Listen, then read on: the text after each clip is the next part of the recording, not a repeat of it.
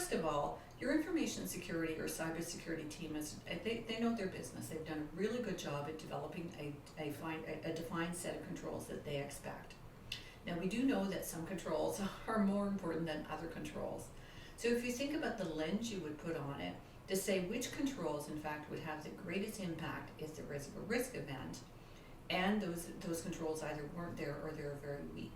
And that can help isolate the most important controls. And this is a typical way to create a kind of a light or partial version of your due diligence, the first step forward.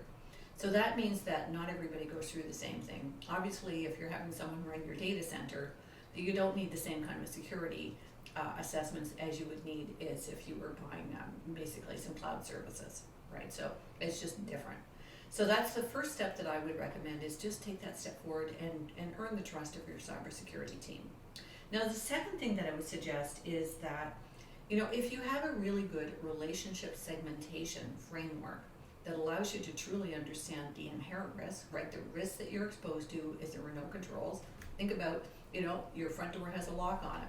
Well, what would happen if you didn't have that lock, right? You're exposed to much more risk. That's inherent risk. So think about actually doing a really good job on defining inherent risk exposure in your relationship segmentation framework, which should take place pretty early on in the engagement.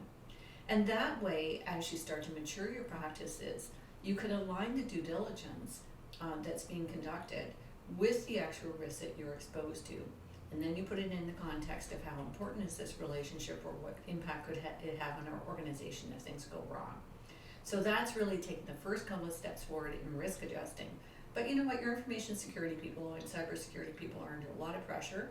Be understanding, but also give them some ideas and work with them in order to risk adjust your due diligence.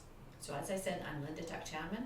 This is the Ask the Expert series at Third Party Risk Institute. Thanks for listening.